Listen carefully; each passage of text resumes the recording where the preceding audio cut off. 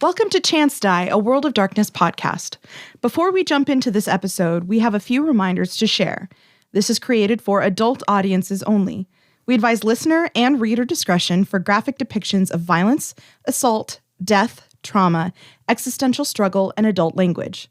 These themes may be a lot at some points, so if you need a breather, take a break or come back later. We would also like to mention... Gabby has no medical knowledge, so don't take her advice. Tristan has medical knowledge, but will be playing a magician and has no magical knowledge. Nat is not a drug addict and does not know much about drugs. Creed doesn't actually have a mustache. Sometimes in your life, you are lucky enough to meet someone that makes your soul sing. Someone who understands you, who accepts you for who you are. Someone that you would do almost anything for. And I am incredibly honored to say that that person for me is you. So let's see how our story shakes out.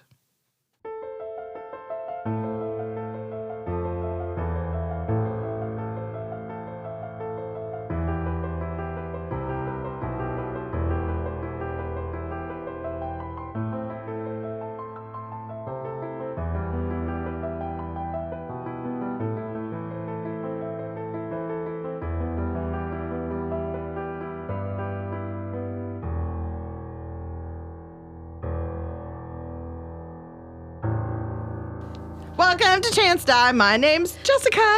I'm Gabby, and I'm playing Dorothy Martin. I'm also the proud owner of a degraded Sprite can. My name is Tristan. I play Quentin Quinn, and I degraded that Sprite can.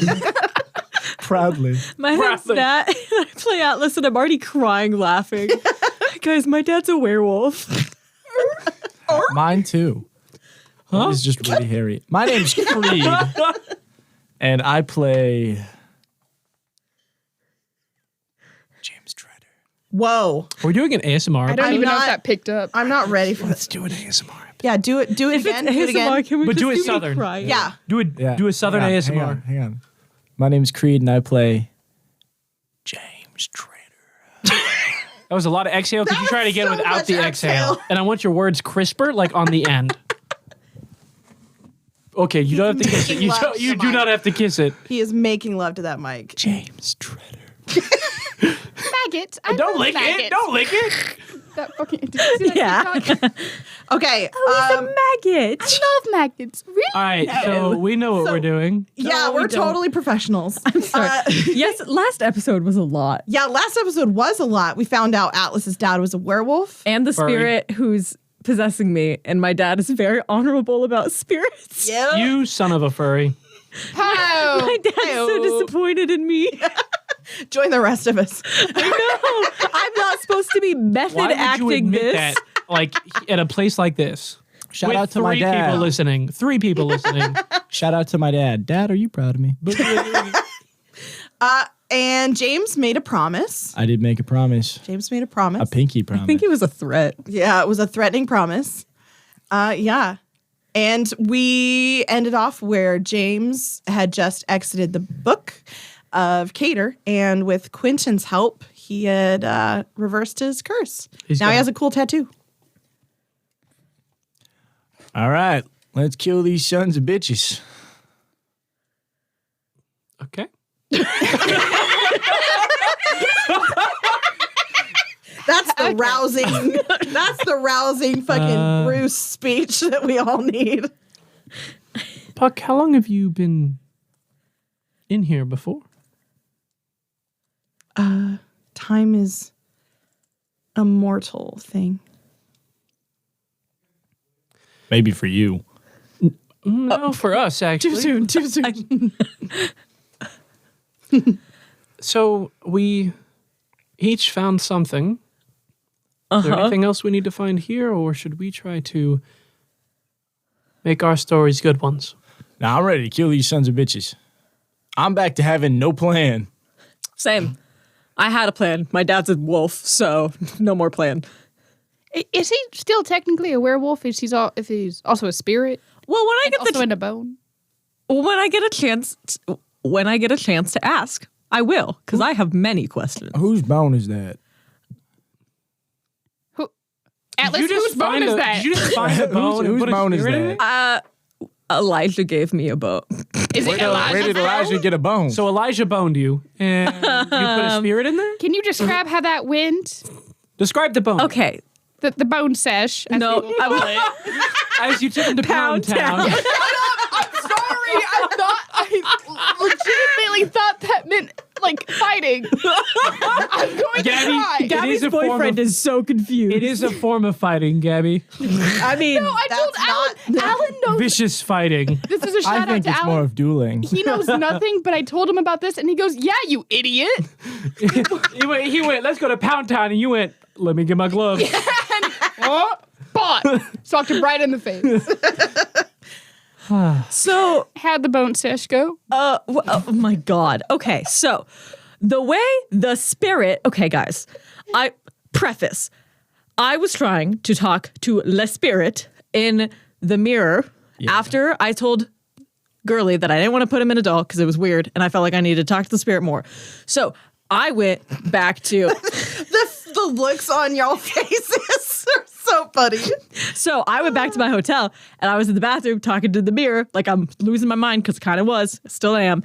And I was trying to talk to him and he was like, oh, I can talk to you a little bit soon. And then stuff started getting weird and Elijah burst in and he was like, yeah, if you keep going, you're going to cause a big problem. And then he was like, come train with me. And then at one point in the training, he gave me this bone and was like, you can put the spirit inside of this bone. So then it's less like eating away at my soul. And so that's why I put him in a bone. So you decided that a bone, an unidentified bone, is less weird than a mannequin.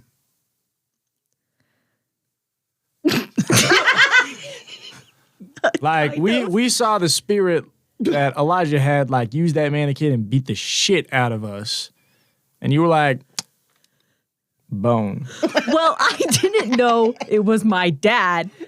And Changed anything? yes. Can your bone necklace beat the shit out of things? Okay, It so guided you to a book well, more so. That was kind of cool. of him dying. Well, but like the dog could have like grabbed the book. I mean, and been like, guys, this one. at the moment, I wasn't really wait, looking can for a it levitate? sidekick. I was more so looking for like a weapon. So I was gonna kind of like control it, but now that's contradictory because it's my dad. So Yeah. as opposed to a mannequin weapon, you put it to a bone weapon. A bone magnet. Hold on, guys. It can still be a weapon.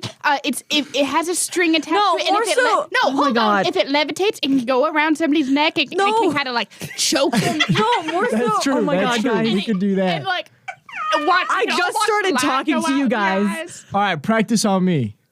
Go. All right, go necklace. right, let's go, go. necklace. Go, necklace. Go. Guys. Let's, Atlas, finish your statement. Okay, so my intention, not knowing this, was my father, a very honorable pro-spirit werewolf man.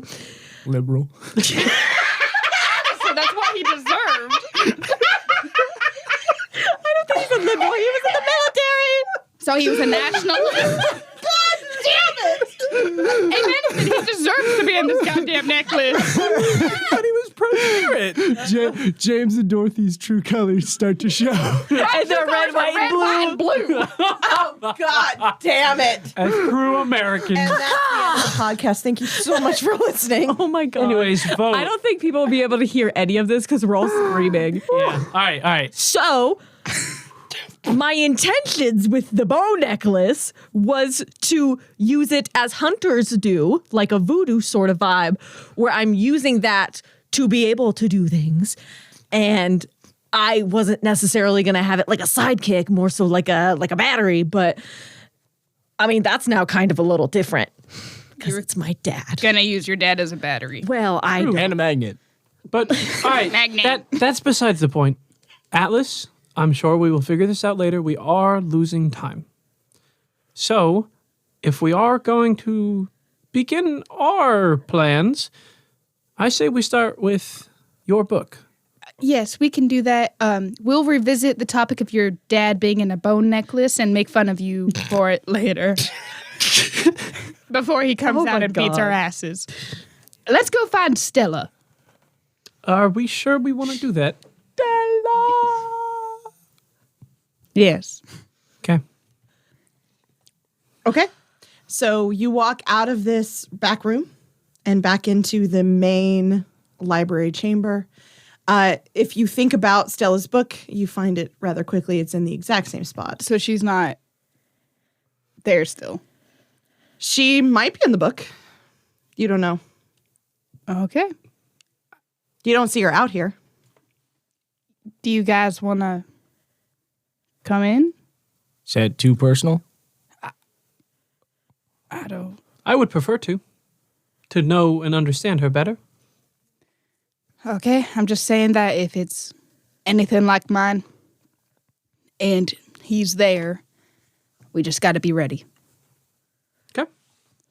Okay. And I open the book. Okay. So, the victim's waltz. You open the book, and unfolding in front of you is what looks like a dance chart. It deals with a complicated waltz, and as you kind of look at it, befuddled, because I don't know if any of you have seen like a dance chart before. Nope. Nah. Okay. You sink in and you hear this like 1, 2, 3, 1, 2, 3 waltz music kind of rise around you. And when you're transported, the lights are bright and vibrant, and you see a young Stella, and she is performing this complicated like floor routine for gymnastics. And it's this dance that has her whirling and beaming and leaping into the air. And she's almost like the epitome of what childhood is in this young preteen girl. And the music gets a little darker and the tones get a little harsher. And just when she hits about 19 years old, the lights go out. And she stands alone on this big floor show area. And from the shadows that start to swirl around her, there is a figure that steps forth. He looks almost exactly like he always does, except a little more evil, a little more surreally powerful. He has actual horns reminiscent of his mask, stabbing out of his head, like nestled in his hair. And he smiles a wicked smile with pointed, bloody teeth. And he yanks her and dips her in this fervor, and she starts pushing against his chest. And he laughs, and you see him bite her neck, and you hear the sickening crunch, and she starts to struggle a little less violently and a little more desperately, like an injured animal on the side of the road that knows that the headlights are coming for the final car that will cease its existence. And he continues dancing with her. And then he brings up a sharpened fingernail, slashes his wrist, and puts it into her mouth. Fuck. And then you hear the rustle of pages. And then you see a very familiar sight of a circus tent looking arena. And she is on top. And you see her fit her harness. And she looks confused for a minute as she leaps into the air and starts to fall in her trapeze act. And with this horrible, crunching lurch, lands onto the ground. And around you, music swells in discordant notes as people start to run that were in the audience that you just started to notice. Roll me perception. 1. 1 as well. I got 3.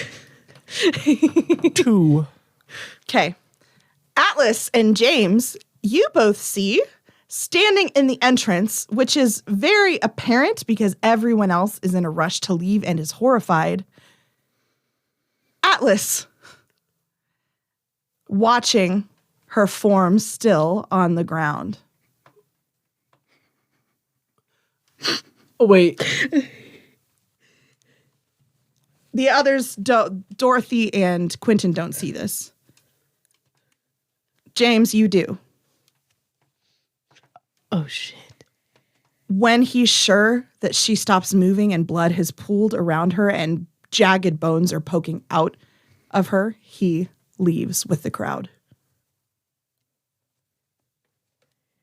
I look at the atlas that is present tense. Mm-hmm. What's her face like? His face, but yeah. Yeah, Atlas is like, he knows you saw. And he's kind of like waiting for the punch, you know? Like he's like, oh, okay. Like he's expecting to get like shot right now or something. And then James turns back and says nothing.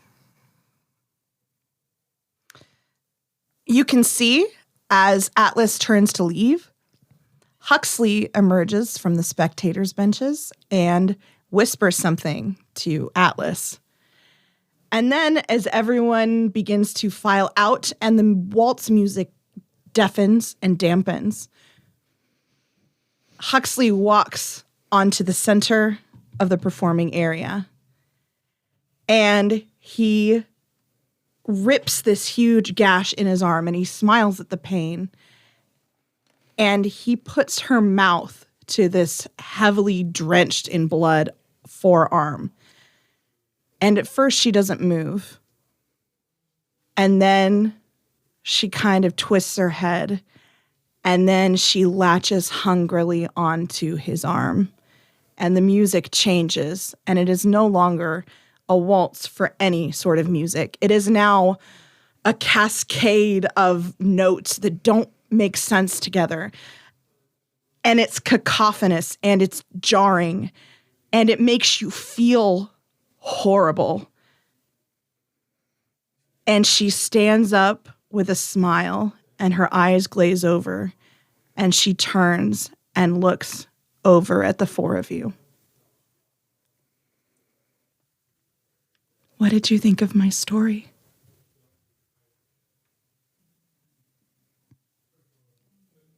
I'm so sorry, Stella.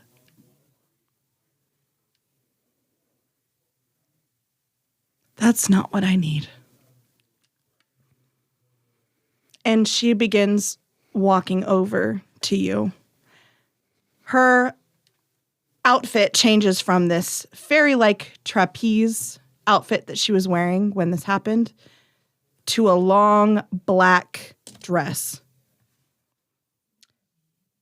And her head tilt is almost unnatural and jerkish as she turns and angles her head at Atlas and raises an eyebrow. He's going to kind of square his shoulders and kind of look down at her because he's taller than her. Well, you just saw the interpretation of my life. Does anyone have anything that they would like to say? Please, they would like to make, or excuses? She says, looking at Atlas.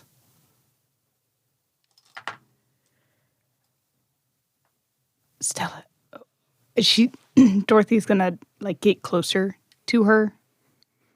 Can she like take a step forward? Stella's eyes will widen and spark dangerously, but you can.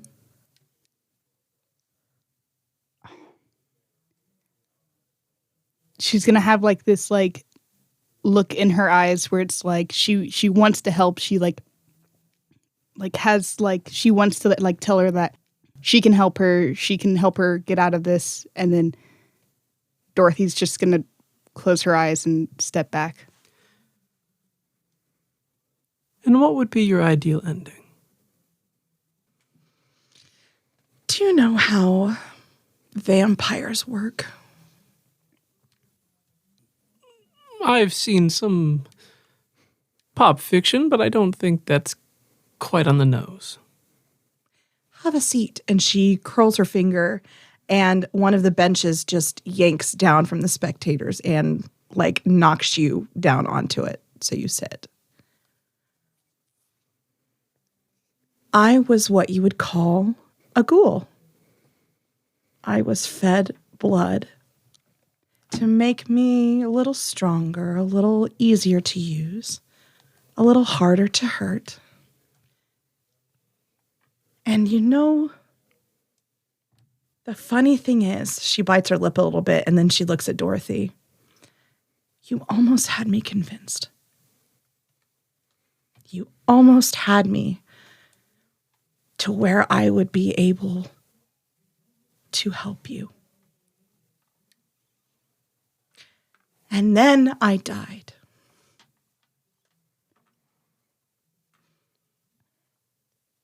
And now you have what you wanted.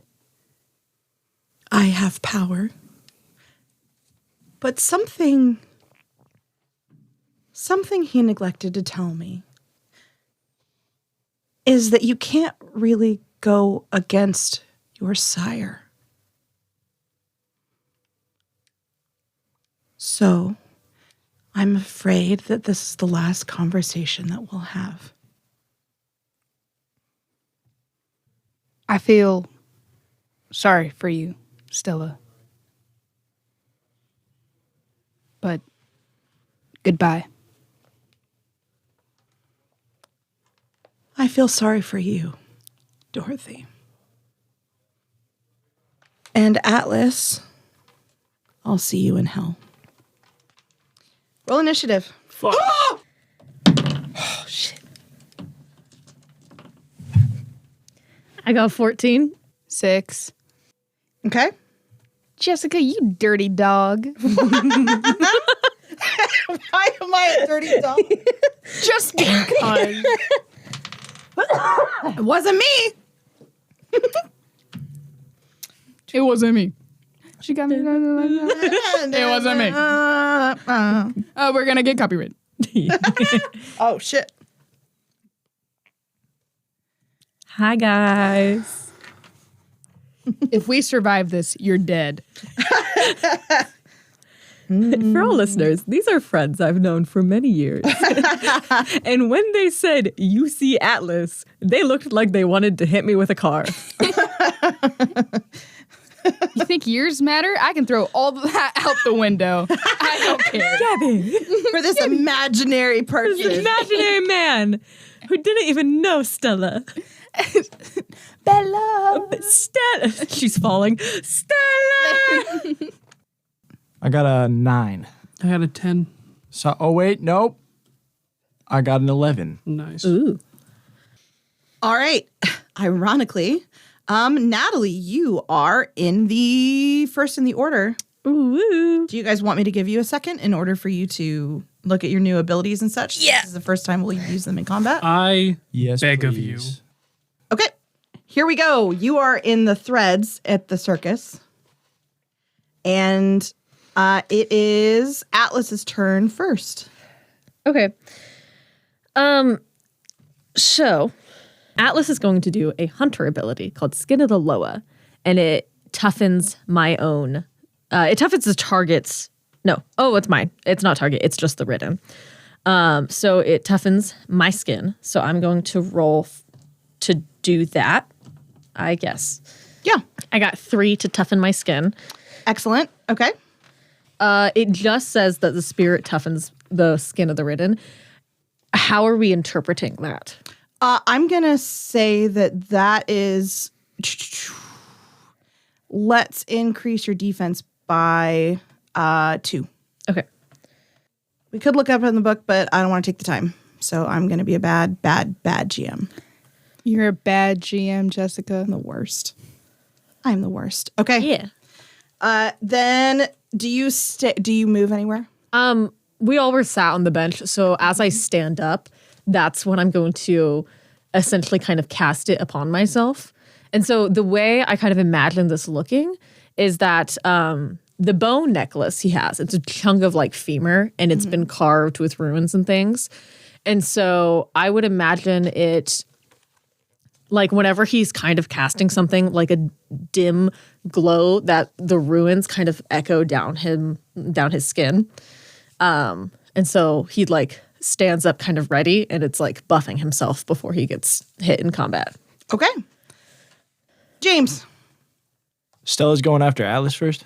Yeah. Oh, most likely. James does nothing. Okay. Quentin. Quentin will. James does nothing.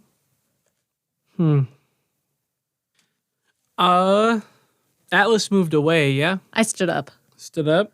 because we all were taken by our needs to sit on the bench. Yep. This is all I will do. And he will tap Atlas. And I will give him Winds of Chance, which is a fate thing. So I will roll a Wits and Subterfuge. So basically, it's storyteller narrative. Examples are you can make a person 45 minutes late, and as they walk in the door, they get shat on by a bunch of pigeons. You can make them get harassed by the creepy dude on the bus. You can Atlas make 'em- poops his pants. or if like, hey, I want to talk to someone interesting tonight, and someone comes up and says, "Oh, is this seat taken?" And I will just simply give him some luck. Okay. This is the roll if it succeeds. There is no paradox because I don't know this spell, and there is no mana. 5 successes. Pretty good. Okay. All right. It is Stella's turn. What she's going to do, faster than a blink, she uses a vampire ability known as celerity.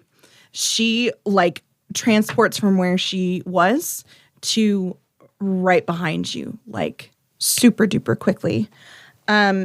And she is going to try and bite your neck.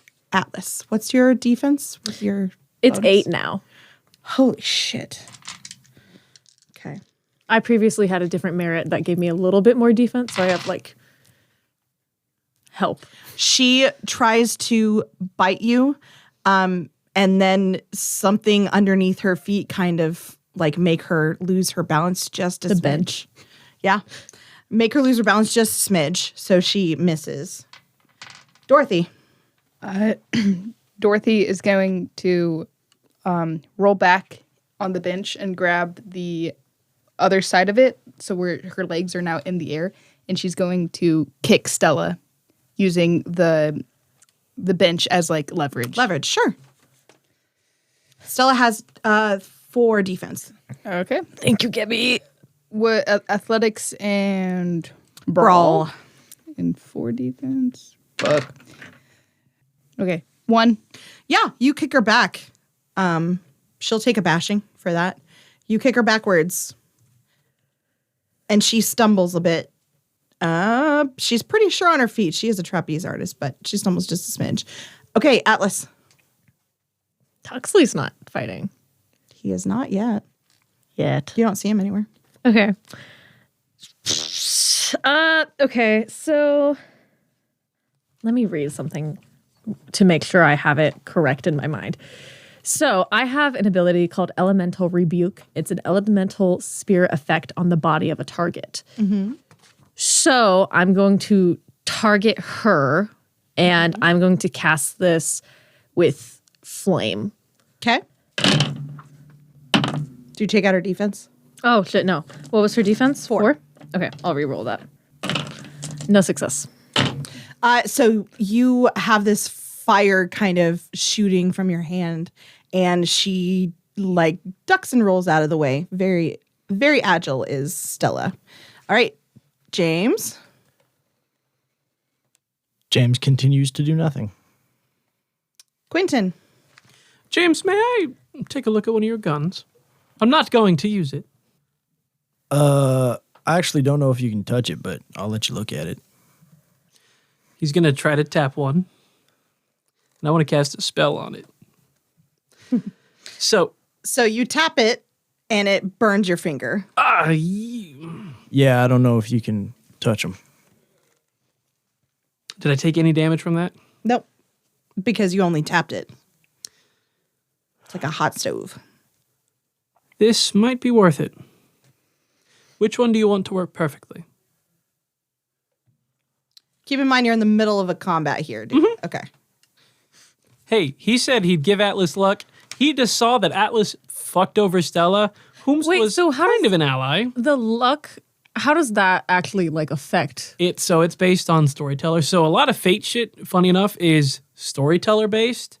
That's why it's my There are a few roles that I can there are some things I can take out such and such dice, but in this one it's just I basically am giving you some benefit that I rolled a 5 that will give you a decent benefit in this fight. Yep. But yeah, now Quentin is he's taken James's lead of Atlas fucked this person over. Mm-hmm. He gave Atlas some luck, and he said that's all he was going to do. Okay. Which one would you want to work perfectly? Probably the left one. He's going to grab it, Okay. and I'm going to cast Platonic Mechanism. The spell imbues a mechanical item with perfect precision. A machine, no matter how simple or complex, enchanted by this, functions flawlessly. The bender can create a smooth while the clock runs. It runs with perfect accuracy. It performs to its 100% physical efficiency. Okay. Let me roll some dice. It does not cause a paradox. 4. Okay. The gun works real good. And here's what happens when you grab it. Oh, yikes. You grab the barrel of it, I'm assuming. Yeah. With your hand. It burns your hand. And you take a bashing. And anytime you want to use larceny or anything to the equivalent of sleight of hand, you're going to take minus a dice. Fuck. Because you just burn the shit out of your hand. Understandable. Sorry, you can go ahead if you have something to say, James. Thanks, and sorry. I feel like that might be a little bit more useful. Okay. It is Stella's turn. Stella freezes for a bit where she's at, and then she tilts her head, and you can see her grit her teeth like she's fighting against something, and then she leaps at Dorothy. What's your defense? 1. Take 1. We'll call it lethal damage because she is latching on probably to your shoulder with her teeth. Okay. Just to take a bite out of you. The taste of blood on her tongue makes her eyes go wild. And she inhales through her teeth. Dorothy. Dorothy should have talked to Girly about changing. Is there, can this awaken anything in Dorothy? Or can she feel She loves it. She's really into it. No, I didn't mean like that. I meant, she's Like a gut reaction makes her. is there any way that Dorothy can be like, okay, this is the moment. This is the time to, no. Nope. I got you. All our weapons got transported with us, right? Yes, they did. I want to take my little horsey cane. Yep. Sword cane? Yeah, and she's her torso's over me. Yes. Dorothy wants Is your- to take it and try to stab her in the gut. Is your back to the bench still? Well, I'm just Because you're. when she kicked, I'm assuming she got back up. And Okay. Yeah. Yep. So stubby stub. Yep. Okay. Weapons and Weapons and strength. And you're going to take out her defense. yes. Nothing. Nothing. You go to stab her and you see the conflict this close. You can, as your blood runs down her chin, you see the conflict in her eyes. As her hands are shaking as she holds on to you, trying to fight whatever this is. Okay. So you miss. How are we sitting? What's the order? Whatever you guys wanted it to be. So I'm assuming because they saw it, it would be James, Atlas, Dorothy, Quentin. Okay. Well, Quentin tapped me on the shoulder, tapped me to give me the look. So did he reach around That's Dorothy, true. or and was he right grabbed next to me? the gun? So it doesn't really. You're so close. It doesn't really matter. Yeah, we all were sharing a bench. Yeah. Okay. Then I'm gonna think Quentin is next to me, or like I think Dorothy's at the end at this point. She's gonna turn to Quentin. A little help would be nice. It is Atlas's turn. So Stella's still latched onto Dorothy, right? She just took a bite and ripped. Okay, but she's still like She's holding her, yeah. over her. So Atlas is going to try to do the flames again, but this time instead of like at her like a hand motion, he's going to set it on like the upper back part of her, like between her shoulders. Okay. Much better. I got a 2. And explain to me. So the wording of it is a elemental spirit affects the body of a target. Right. And I'm choosing fire. Yeah. Okay. So fire definitely makes more of a dent on vampires than Yes. your average weapon. So she shrieks as this flame hits her back, and her skin, this pale alabaster skin, gets red and blistering as she shrieks, and she takes that damage. I like to I want to imagine that Atlas, when we saw and we realized that Atlas had done something to Stella, that he used like skin of the lower to beef himself up, but he's expecting it to be a punching bag. Yeah. And then she turned for Dorothy, and he was like, okay, now this is gonna be a problem. And so he's like kind of like stone faced, like sure of himself as he's doing this. Yeah. All right, James. James will point the revolver that just got upgraded at Stella and like fire almost point blank 2 shots. Where? Are you calling the shots or just letting it go? Just like general torso area, Okay. but no called shots. Okay. Make it count. All right.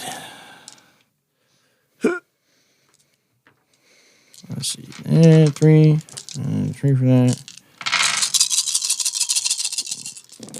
She's rolling bad. She does not want to do this. Do I get any bonuses from Q and or special revolvers? You do. Let's see. Take an extra damage with the gun. Extra damage with the gun? And special revolver. Yeah, you're right. Roll an extra 2 dice. That would be 4 damage with the one added on for the Shit. first shot. Yep. Do you remember when you shot? What have you shot in the past? Just the like Promethean corpses? Yep. Question mark? Just Promethean corpses. There's that same kind of feeling of energy in your gun when you shoot Stella. And there's a little bit of flame that licks out when you shoot this bullet, and it sizzles as it strikes her. How many? 4 damage? 4 damage for the first shot. And I think he holds it straight to her with his left hand, pulls the trigger, and then with his right just slams the hammer back down so it fires again. Nice. Because you're saving your other gun. Yep. Those are cocked in the middle. You're cocked. No, thanks. Oh, shit. Jesus. Oh my God. Fuck. It's Pound Town. They're beating on Dorothy. Yeah. Yeah, I don't fuck with people who mess with Dorothy. That's 7. Dorothy. Holy shit. Dorothy Protection Squad. Okay, tell me how she dies. Oh, fuck. I get to decide? Yeah, you did this. Describe it to me. All right. I mean, I'll tell you right now, I didn't remove my hand that's on fire on her back. So if you want to sprinkle anything, I don't know. I think he tries to make it as quick as possible, seeing that the target changed to Dorothy. So there's no expression in his face except sadness. He just spins from Quentin to her, and he puts 1 round in her side. And then as he pulls back on the hammer, The barrel of the revolver moves up to her head, and he fires another shot. Excellent. Okay. So the bullet, you can see Dorothy because her face is right next to yours. And you see her flinch when it hits her side. And then you see her head snap back as it hits her skull. And her eyes meet yours for a heartbeat. And she says, not in her own voice, "What wonderful suffering this will be for you." I think And her eyes fill with fear and tears, and she falls to the ground and turns to ash. I want to. I was going to guide her down because I still have my hand on her back. Yeah. Yeah. She's going to disappear as you do. Yeah. But yeah. I want to run to the pile on my knees and touching the ash. I'm sorry, Stella. You're free. And then she stands up and Huxley's there. Huxley is in the stands, and he meets your eyes, and he gives you the most wolfish grin, and his fangs flash. And then you hear the snap of a book close.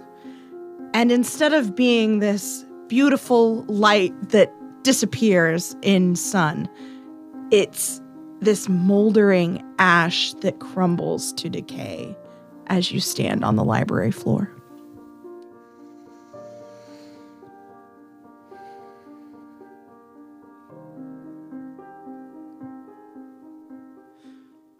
Atlas, Mm-hmm. give me a good reason I shouldn't turn that to bad luck. For a long time. I already had the bad luck. I was given a job to do. I didn't know her, and I didn't know you guys knew her that well. Given a job? Who here keeps asking for jobs, guys? There would have been bigger consequences if I wouldn't have followed through. So I did the job.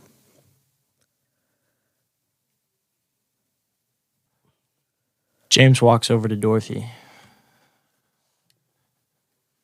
I am terribly sorry I had to do that, and I will bear that sin.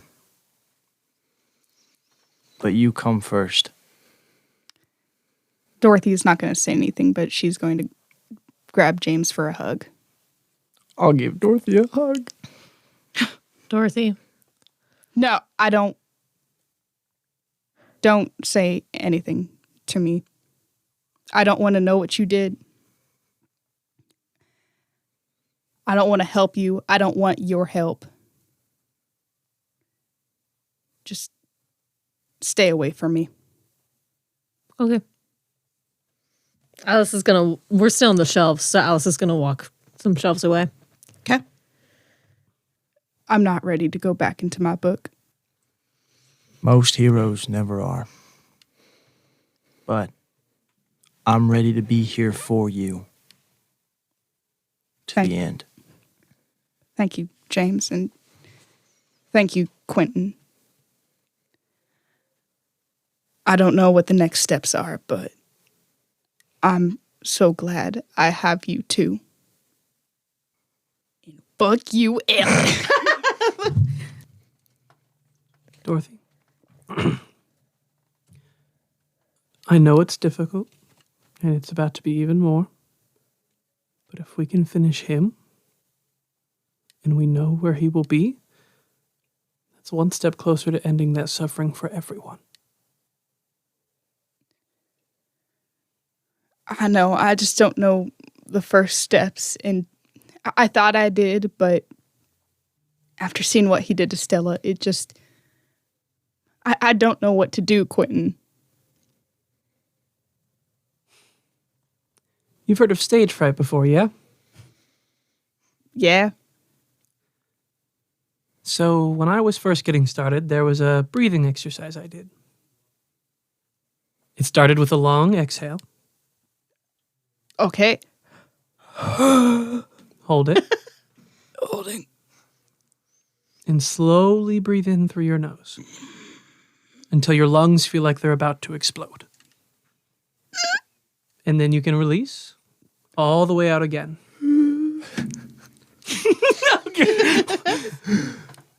Dorothy, you keep breathing. Calm yourself. You're about to go perform a wonderful show. And he's going to tap her on the back. Oh, Dorothy gets some magic. Yeah, Dorothy gets some pretty great magic. I am going to cast Bestow Exceptional Luck. Ooh. So, you get roll your 9s again for a prolonged scene. We're going to wait a second on this one. Never mind.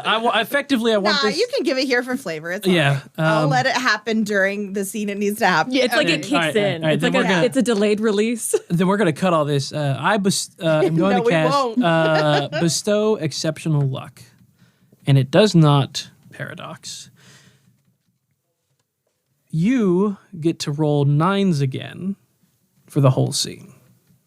Whatever this thing we're about to do. I get to roll. Oh, so 9s. 10s and 9s. You get to roll again. Well, that's not going to help jack shit because we'll I see. have not been rolling well. Yeah, well, we'll see. Yeah. Yeah. I got you. Don't even worry about Thank you. I appreciate it. it. Yeah. What next? Okay. We don't have cell service, don't we? And I pull out my archaic smartphone because Dorothy does not care about. Did she have? I'm going to touch it.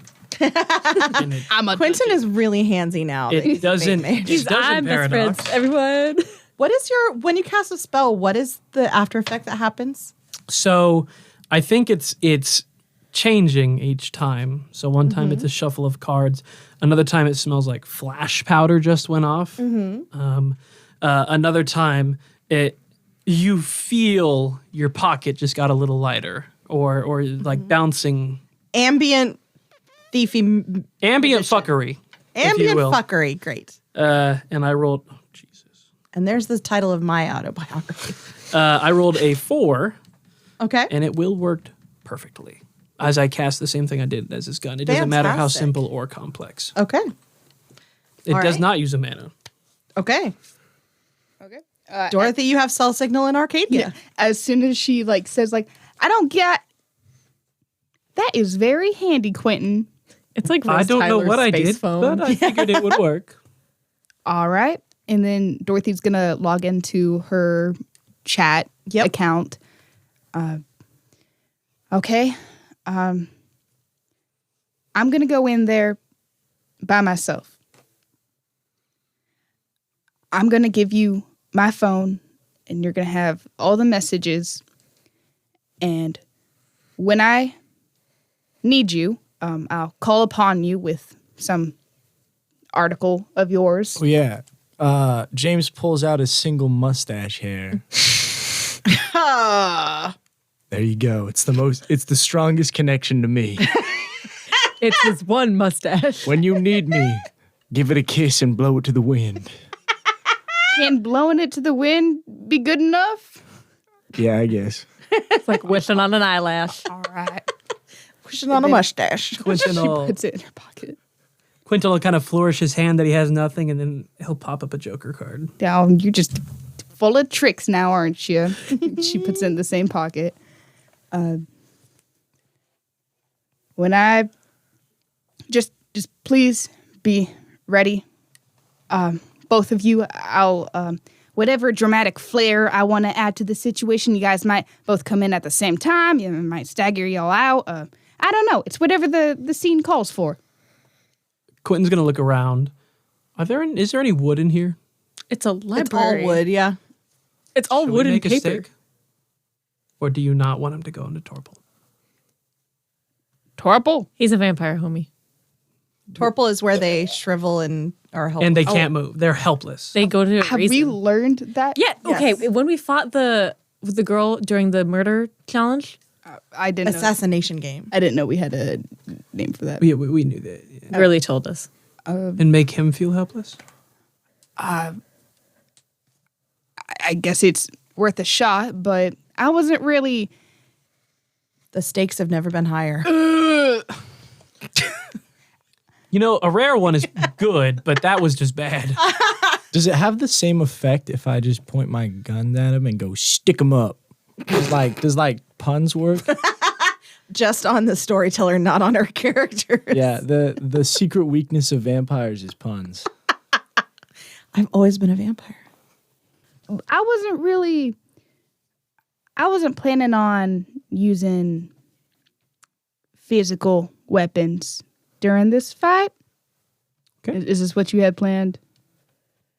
Don't make me I look don't have like an anything idiot. planned. You do. Yes, you did. You literally said, I tried to wolf, and you were like, no. Oh. I have something Gabby, planned. you got to make it poetic. Yeah. You got to make it poetic. It's got to go with story. It'll Oh, work. this. I got this. Yep. This. Okay. Yep. All right. We'll be ready. Okay, guys. Good luck. And she takes her book. Yep. See y'all on the flip side. She opens it. Damn, that was good. I disagree. So you start at the same point in your book at the very beginning where you are, Stella. You feel more, emotionally raw, true, but you also feel more in control. You've been in several books now. You know that you can exert your will over. It's your story. So what do you want to do? I slam my fist on the bar. Yes. Can I get a vodka soda, please? Yep. The bartender gives you one. Thank you. And she's gonna hit the cup on the bar, take it all in one gulp, and then put it back down. Okay.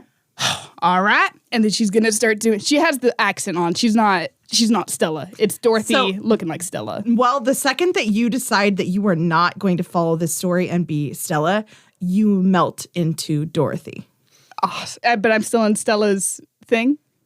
You're still in the intro thing, unless you want to move forward. Nope. I'm gonna keep going on doing on. 'Kay. Whatever. And then Dorothy's gonna start doing stretches at the bar. She's gonna stand up and she's gonna do some jumping jacks. And then she's gonna start jogging in place and she's gonna run out the door. Okay. You run out into the cool night air. You still have that creepy music swelling around you, that horror movie music. What do you do? She's gonna start singing. Don't get us copyrighted. Okay, fine. She's going to sing the "I've Got the Magic in Me" song by some artist. I can't remember, but she's like trying to sing the song louder than what she hears, and she's just going down the street. She's dancing with herself. She's having a great time. Okay. You see a shadow behind you every once in a while, flickering in and out. Ooh, that's a little spooky. Woo, come on, get me. She's like flailing her arms. She's like bouncing up and down like a fighter does right before they go. Mm-hmm. Okay, do you make it to your house? Do you want to make it to your house? Yeah, she'll go to her house. Okay. So you make it into the house. You open up the front door. Kitty cat, meow meow. Because she had The cat runs up. Yeah, hello, baby. This is just Gabby. Yeah, this is Gabby. So Gabby, do the scene. Did the cat have a name? Give it a name. Hello, Mr. Whiskers. Meow, meow, meow, meow. And The phone starts to ring. looks like we have a caller. And then she picks up the phone. Hello. What are you doing? What do you mean? And all the electricity goes out. In the- Oh, that's so scary. I haven't seen that one before. Oh my fucking God. You can see shadows on the walls, and they start to feel thicker and more oppressive, and spiking with irritation. Oh, is the call coming within the house?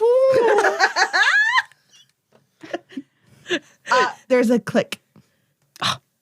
Dang. Anyways, she puts the phone down, and she'll just be watching the shadows. Okay. Eventually, there is a knocking at the door. Oh, he's here, He's here, Mr. Whiskers. Come on in.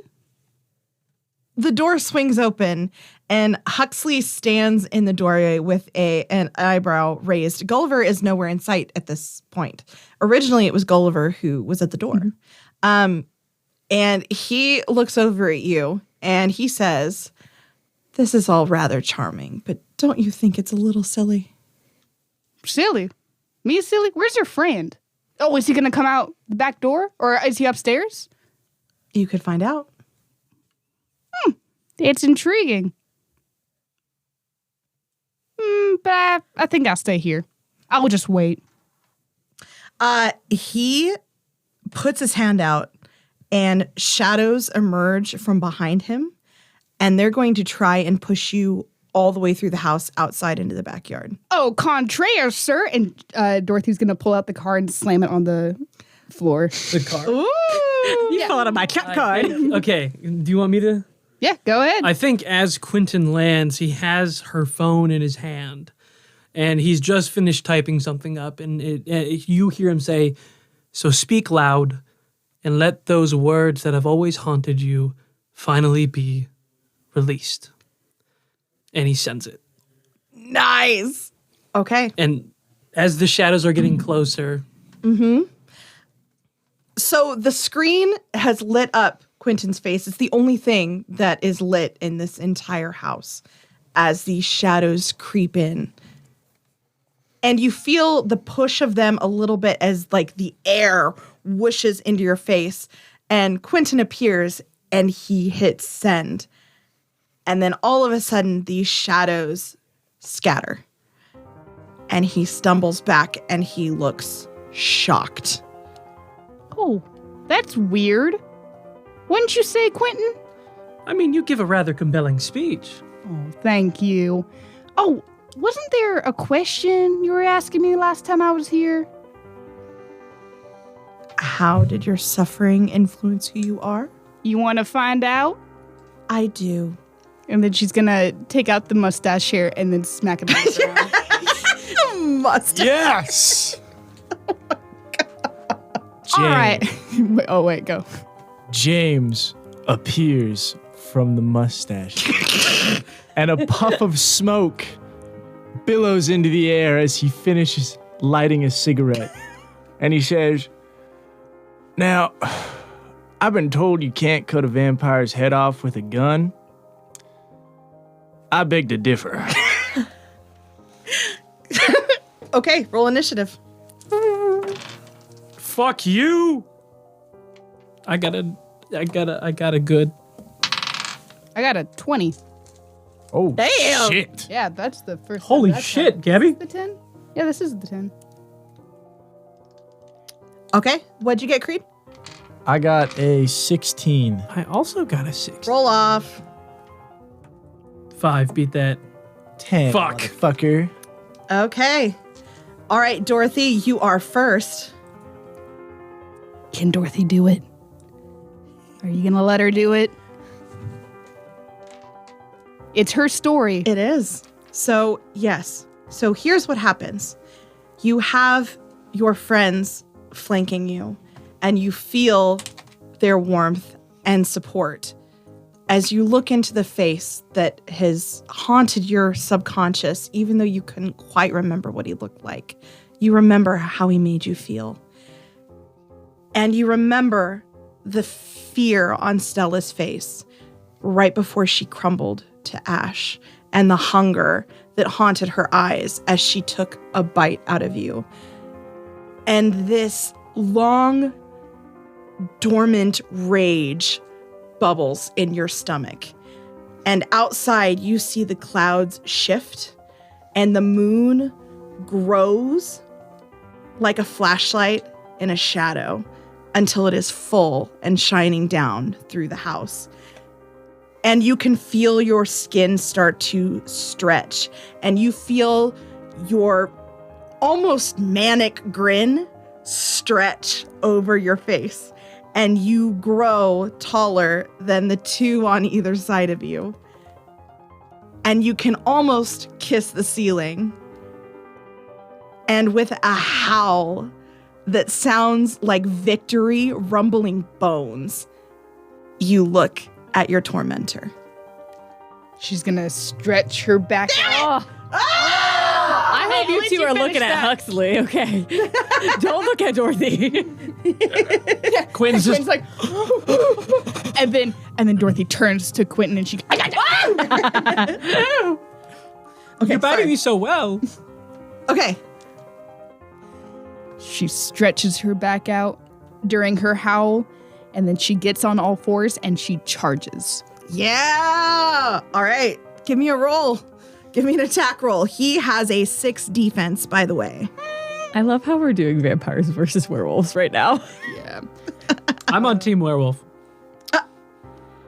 It was a reference. No, I know. I got no. So there's this show, right? No, A I'm lot of aware. people like it Because of 9/11. because Yes, because of Gerard Way Yeah. watching 9/11.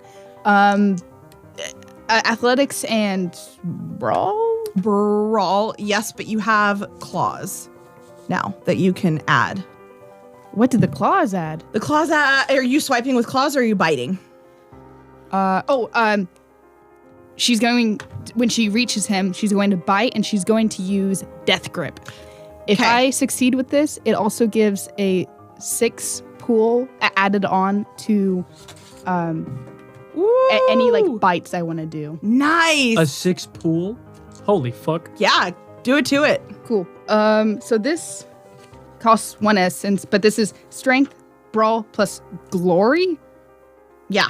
Oh, I don't know what fucking glory is. Glory is basically like your deeds. It's the legacy you're leaving behind. It's the stories told about you. It's all of this.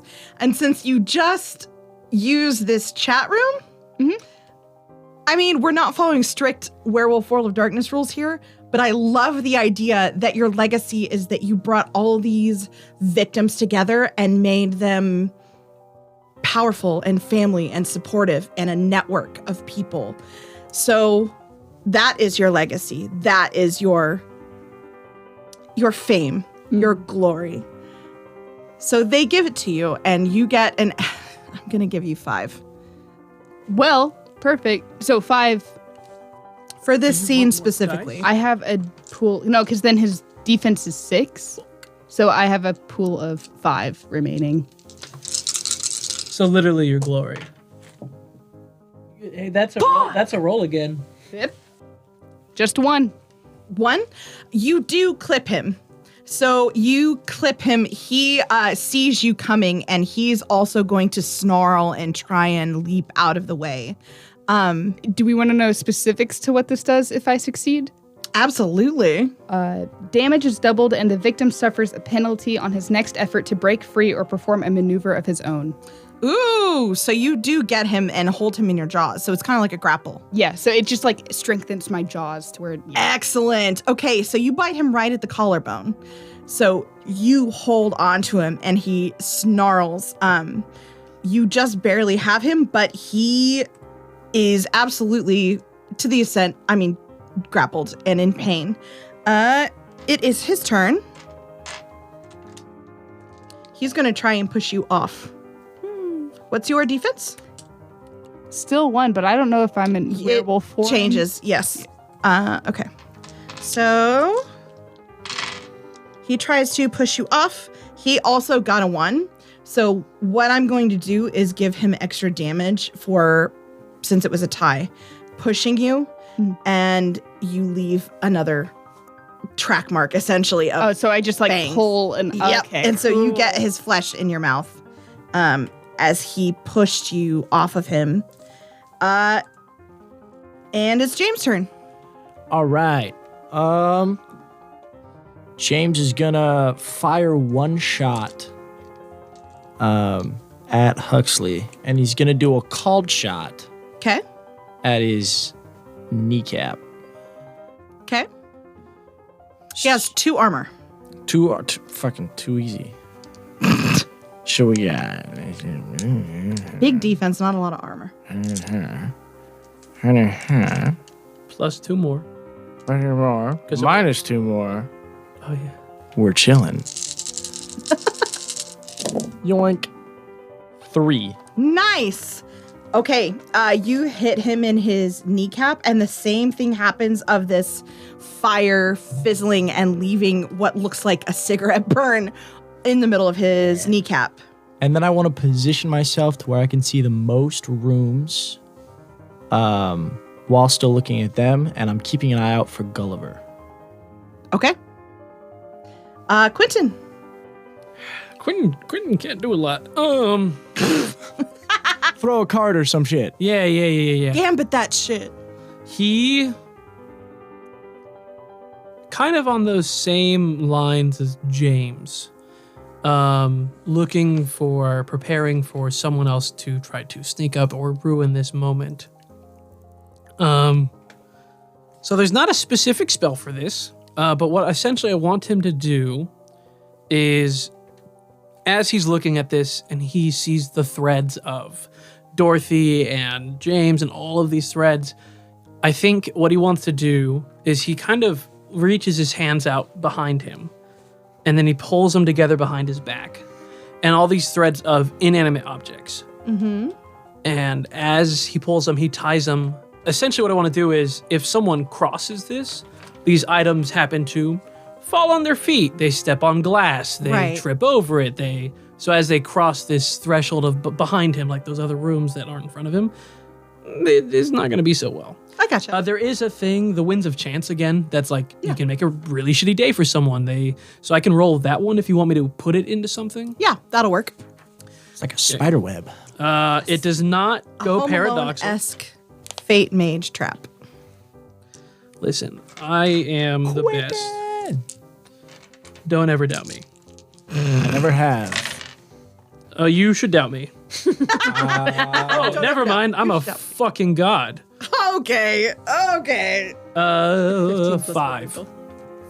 Mm-hmm. Okay. So I almost imagine you see him, like, as he pulls these in, for a split second, if you're looking, you can see all of a sudden these, like, silvery gold red threads, like, exiting from his hands as he pulls them together, and then they disappear. Awesome. Fucking fate mages. All right, Dorothy. Dorothy is going to, she has her claws on his arm, much like how he had her the first time she was going through this. And then she's going to like open her mouth and release on his neck. And then for a split second, she's going to look at him, open her mouth, and then go on the other side, trying to tear in as much as she can because she can, the werewolf thing. Yep, she can do it again with more dice. Absolutely. Dorothy is terrifying. Yeah, I'm kind of scared. I'm a little Female rage. Female rage. Just one. Just one. Okay. I mean, it does work. You do bite. Wait, don't you? Oh, wait, add wait. 6 more? Yeah, I'm so sorry. I did that wrong. Oh, okay. I need more dice. Yeah, you already death gripped him. So hold on. Let me do some math. Absolutely. Athletics plus brawl plus. And don't These forget are- your 9s are rerolls. Yes, and then Okay, that's a really big pool. You need more? I haven't subtracted this There's thing more yet. right there. Here, and then then the 6. Okay, yeah, this is the pool. Jesus. That's a lot better than one. Holy shit. Oh my god. Oh my God, Dorothy. Just 5. Oh, fuck. Just fine. Why are you disappointed? Take his head off. Just Okay, so you sink your teeth into the other side of his neck and you feel his collarbone crunch beneath your teeth. And some deep, dark part of Dorothy is so very satisfied at that sound. And his head kind of starts to dangle on one side. He is looking quite rough. And he is now going to... Okay. He's going to use an ability. And I need you to roll, let's say, Resolve and Composure.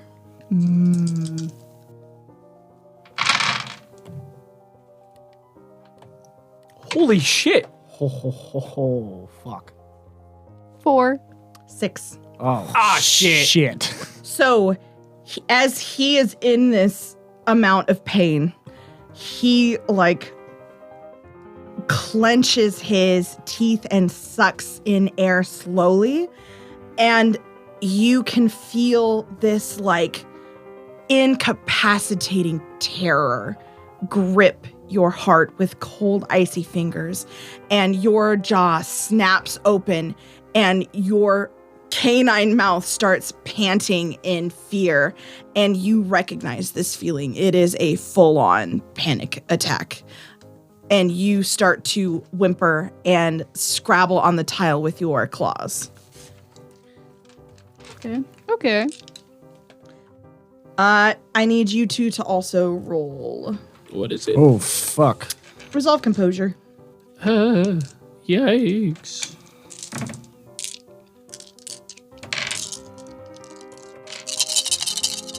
Four as well. Oh, loud. Am I also afraid? Yes. Fuck. I got 2.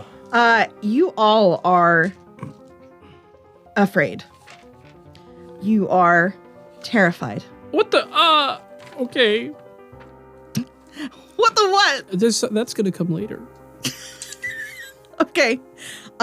Okay. So you can, on your turn, try and snap out of it. Using different things. I will say if you have different strategies to try and do so, you can, but for this first turn, you lose your turn.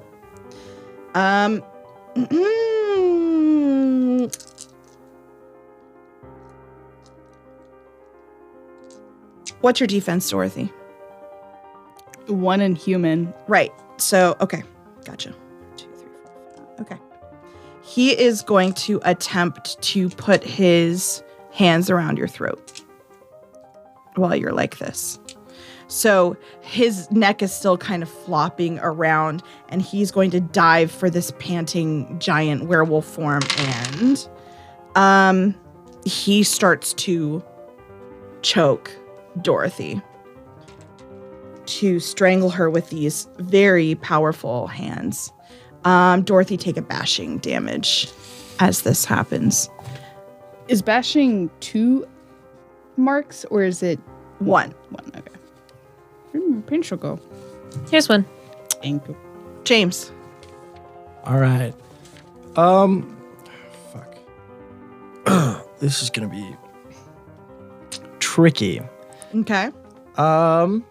James is gonna see that he's strangling Dorothy, and he's gonna look down at his ace, newly acquired ace, and remind himself, this is not how I die. And he's gonna try and re-roll his resolve and composure, burning his last will in a daring attempt to regain fortitude. Oh my. Let's see how this goes. Yeah, baby. It's all or nothing now. Holy fuck. Ah, shit. Just 2. Okay. You lost your last willpower? Yep. Okay, here's what happens. You clench your hands to figure out, how to try and will yourself out of this. Where do you keep your pocket watch? Front pocket. Left side. You stumble forward trying to do anything to snap out of this, and you fall forward onto the kitchen tile, and you fall right on the watch, and you hear a little bit of a crack. Quentin. Quentin is going to mutter to himself, I will help you not be afraid anymore. This also happens to be a swearing oath, but, with this, I can roll to go against actions that I generally couldn't to uphold my oath. Mm-hmm. What's your mana pool look like right now? I have 1. However, this doesn't cost a mana. It doesn't cost a mana to do that? Swearing oaths don't cost mana. Okay. But what's their cost? it's instant. There's no So I'll receive a bonus to act against it. So for those like I did spend mana on, those are long lasting. Gotcha. These are just instantaneous. Oh, okay. Gotcha. So it's not going to last forever. Okay. But what he wants to do is he sees his fear Yes. and he sees the threat of fear and he simply wants to tug it to him away from Dorothy. So he takes on her fear of the threat of, I'm assuming that thread is thick and winding, and he just wants to take the fear and wind it into his. Okay. Give me a roll for that. And Yeah, let's what see do you how want? it What do you works. want? What do you want? Let's use your Arcana. And what do you usually use when you're casting a spell like this? When you're doing an oath? Oath. So resolve and composure for this one specifically. Yeah, let's do it. Your Arcana plus your Resolve and Composure. Also, I may regain a spent willpower as though it was just indulging a vice. It literally says this. Every time you use that? No, so although at the storyteller's discretion, the mage may undertake an action. No, this is not a vice situation. Well, no. So at the storyteller's discretion, when a mage undertakes some action that directly upholds the oath, she may regain a spent willpower as though she just indulged a vice. We'll see. Okay. 2. Okay. Here's what happens. So you see these threads of fear, right? They are ingrained as part of his aura, if you will. And you can see the one hitting Dorothy is thicker and thornier and more deadly than the ones hitting the two of you. You are able to pluck and wrap Dorothy's around yours. It will work one time, and you pass out. I'm gone. Okay. So Quentin falls to the floor, unconscious. James is still panicking. And Dorothy, it is your turn. Can you break his hold on you? Because he is still strangling you. Like resolve and composure, or do you mean like No. Okay. Quentin took care of that for you. So seeing James on the floor and Quentin passed out, Dorothy's going to be thinking, how am I supposed to get out of this? How am I supposed to help them? And then that lack of fear that she feels turns into rage. Rage against Huxley, rage against fear of her friends perishing in something that she brought them there. She brought them to this place, and she feels rage against herself. And so she uses home rage. This, for every success I get, I will have to skip a turn, but then that adds into my strength pool. Okay. So I'll probably, depending on this, still like this is going to be like a thinking until she like gets out. Okay. Okay. Stamina. And it's a reflexive thing. I don't think I have to roll against him for it. Okay. 2. So she will skip. Wait, does the action happen and then she skips turns, or does she skip turns into the action? I'm assuming that you did this thing and now you don't have a turn. Yeah, I think this was my action, but for every success roll, the player may sacrifice 1 turn. For each turn so sacrificed, the player may add a bonus dot to either strength or dexterity. Gotcha. Yeah. Okay. Oh, and if I add it to, what was it? Something, or, I guess that's exceptional success, so I didn't imply, but yeah. Okay. Awesome. Huxley is going to continue to strangle you. And Dorothy will continue to feel sorry for herself. 1. Another bashing damage. I shall take. And I'm going to have you roll stamina next time if you wait to see if you can. Yeah. James.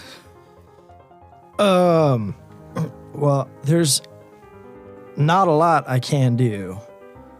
But I will reach for the piece of torn clothing that Imelda had given me and wave it around like a flag and then throw it and see if I can bring them into the fight. Okay. You do. Imelda is going to appear. She was not expecting it at this moment. So she's like, what the and immediately like sees and takes in what's going on. Okay. It is Dorothy's turn because Quentin is unconscious. Yeah. And you need me to roll stamina. I do. Stamina and let's see. Does she get anything souped up because she's a werewolf? No. Stamina and let's say athletics or survival. Athletics. Okay. And she's going to burn a will. Okay. And that's 3 dice. Yes. Okay. Oh, I'm fucked. I didn't get any. You got none? Yeah, that's Okay. 9 pool. Woo. Here's what we're gonna do. Dorothy, as you feel this rage and just fresh off of this panic attack, your breath heaves, right? So it's already hard to breathe. And then it's almost like that's exactly what he wanted because his hands tighten around your throat and you start to see those spots. Your next roll will be -2 dice. And you have one more turn before you black out. Sweet. Well, this was the only turn I was skipping, so thank God. Yep. Okay. So it is Huxley's turn, and he's going to keep strangling and also bite. So He's going to get a bunch of fur in his mouth. You're gonna become a werewolf vampire.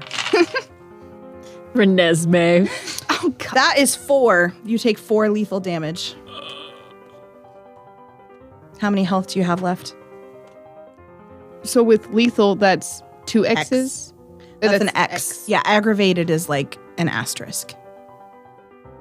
Well, I have 1 full thing and then 2 halvesies. So, But this is your normal human health, yeah? yeah. He is, well, so werewolves do regenerate. And we'll get to that next turn if we need to. Yeah. But If we need to. so if we if we need to, we'll see. So he is strangling you and he is going to like bite on your skull and rip flesh off of your skull. And that's what's going to. So he gets a mouthful of fur and blood, and you absolutely howl in pain. This horrible, horrible sound. James. I guess I'm just gonna try and not be afraid. Okay. But normally,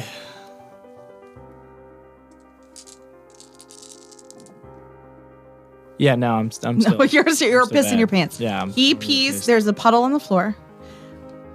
Okay. Imelda needs to roll for this, but that's kind of her thing because she hunts supernaturals. 1, 2, 3, 4. Okay. Oh, hey. Hi, Imelda. There we go. Finally, somebody. Someone competent.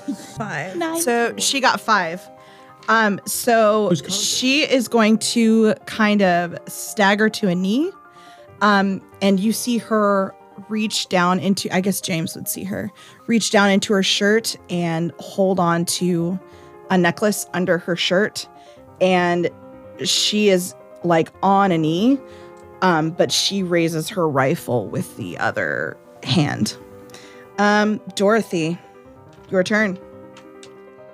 So she's a werewolf, so she can like hear that there's somebody else. Yes. And I'm assuming she can hear like a gun Imelda rise. said, yeah, I mean, she said words when she came here. Okay. You know it's her. So Dorothy, now regaining like, all right, it's go time. She's going to take her claws and grab the back of his, the back of his back. And then she's going to slowly like tear at the back of his skin as she whips around so that Imelda has not only a target, but a fleshy, open target for her to.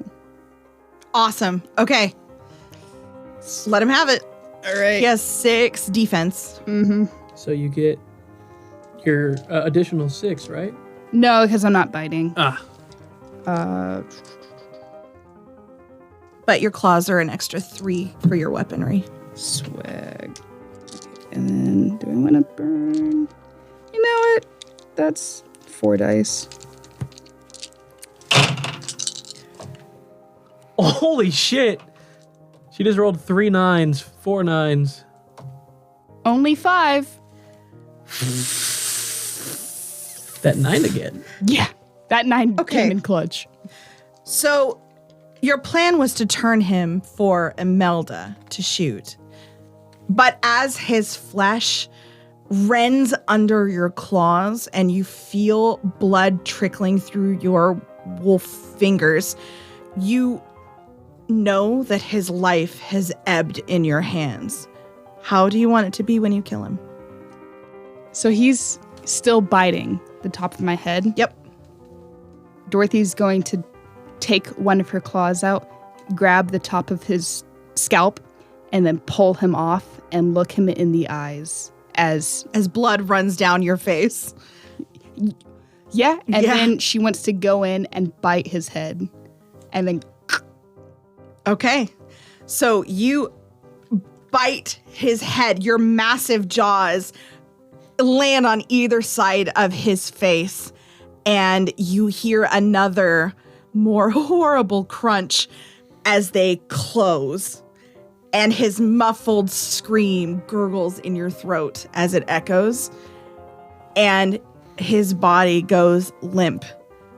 And you spit him out, I assume. yes. And his form, like a rag doll, tumbles to the ground. His face is unrecognizable. It is gored and bloody. And there he lies. She's going to put her foot on his head and she's going to let out a howl. Okay, that was badass, but someone does need to light him on fire or cut off his head.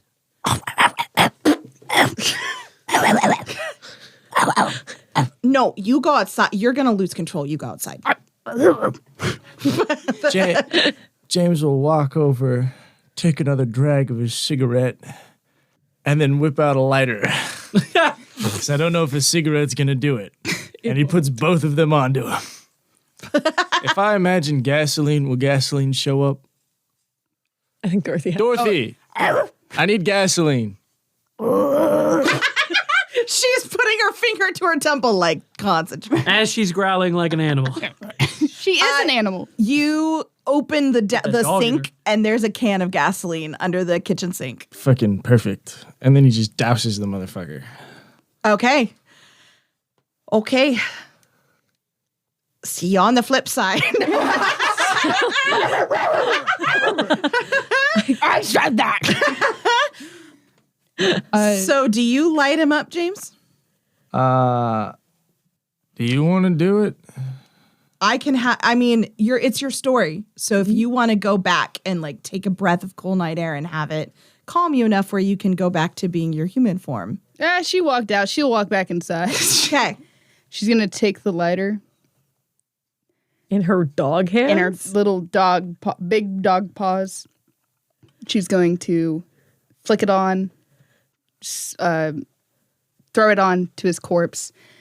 And then she's going to take her 2 best pals and she's going to put them in a big bear I'm hug together. unconscious. She'll pick you up. You're still unconscious? Yeah. Yes, he is. He took himself out of the fight. Okay, then record scratch. Dorothy's going to go over to Quentin's body and then and smack him awake. Yep. You wake up.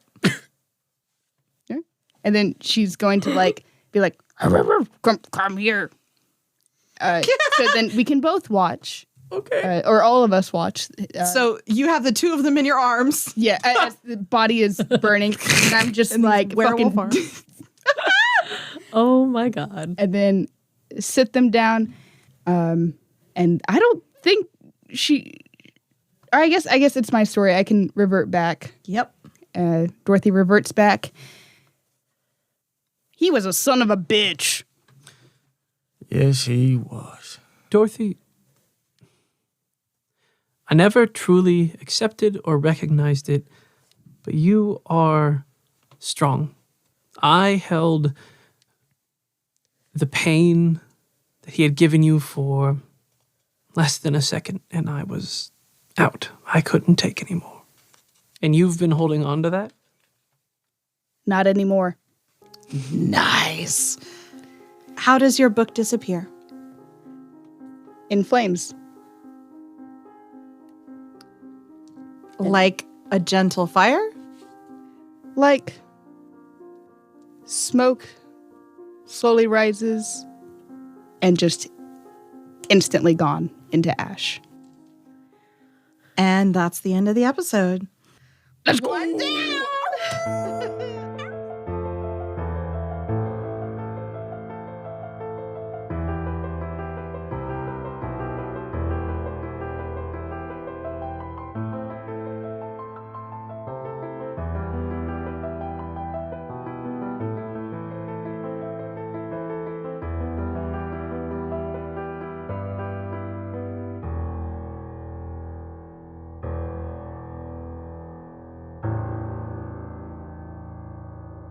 Thank you for listening to Chance Die.